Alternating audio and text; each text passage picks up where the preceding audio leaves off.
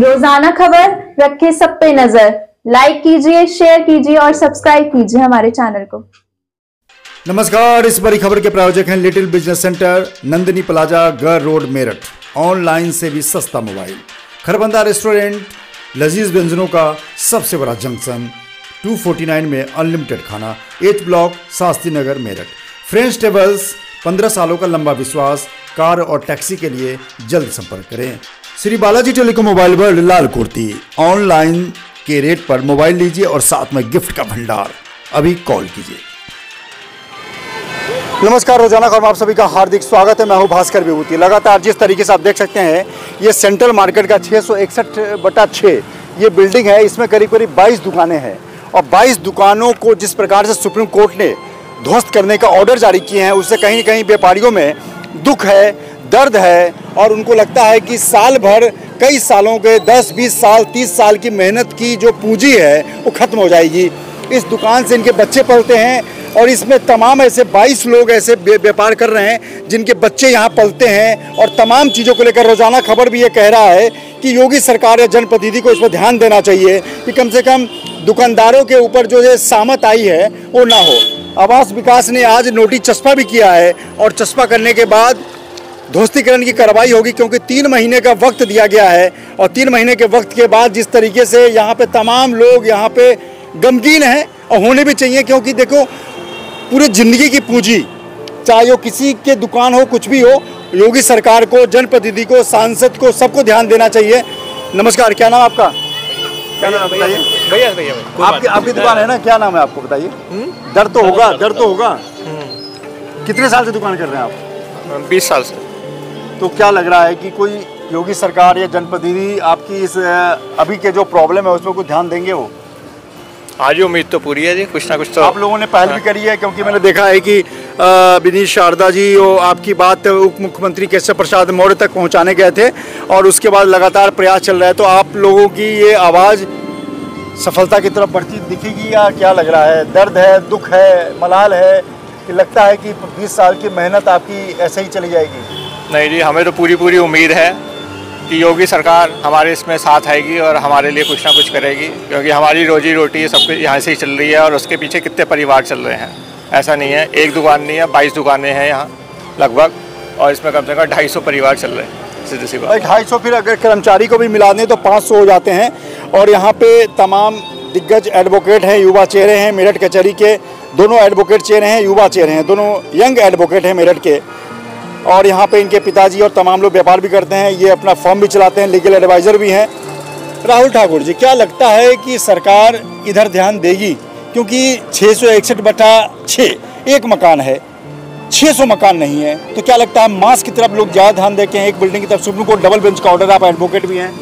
नहीं, जो आदेश हुआ है सुप्रीम कोर्ट का, वो उन्होंने पूरे all states, high court and all union territories को आदेश किया है। तो उस पॉइंट को देखते हुए मुझे लगता है कि सरकार जरूर ध्यान देगी। अगर सवाल सिर्फ इस खाली बिल्डिंग का होता तो मामला हो सकता था कि सरकार की निगाह में ना पड़ता, पर आदेश को देखते हुए तो मुझे लगता है कि सरकार इसमें कुछ जरूर कहीं ना कहीं कुछ दखलंदाजी करके और कहीं ना कुछ मतलब रिलीफ कराएगी।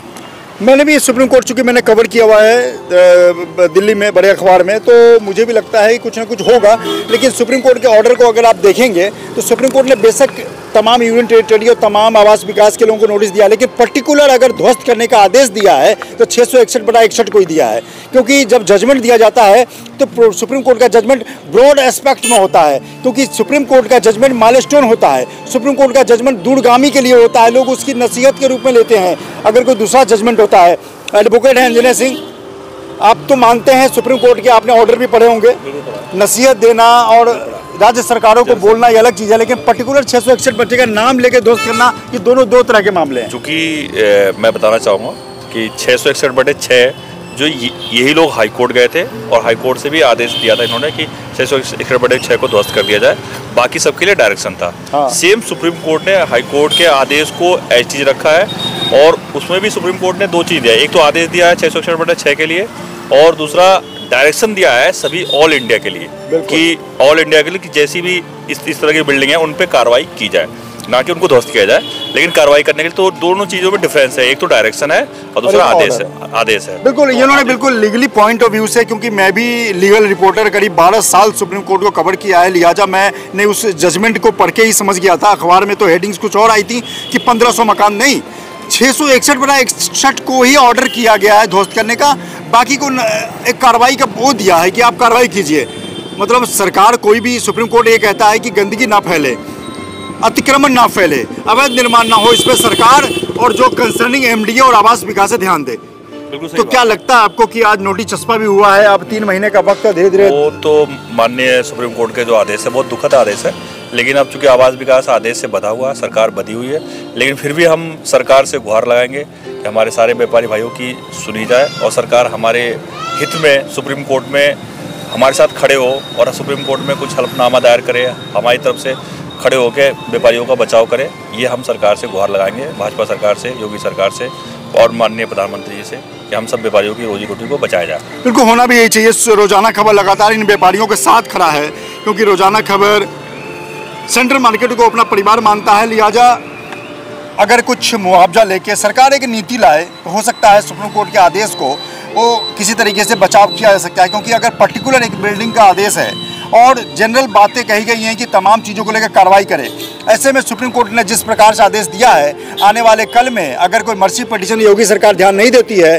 तो इस बिल्डिंग को टूटने से शायद ही कोई बचा पाए। मार्केट के 661/6 में ये अलंकार साड़ी भी हैं और इनके जो ऑनर हैं वो 12 साल पहले ही इन्होंने ये दुकान परचेज किया था और इनको पता नहीं था कि किस तरीके से अपनी गाढ़ी कमाई में से खेत बेचकर ये दुकान लेंगे और फिर ये नया आफत हो जाएगा। क्योंकि 2014 से लगातार मामला चल रहा है और अलंकार ज्वेलर्स के मालिक हमारे साथ मौजूद हैं।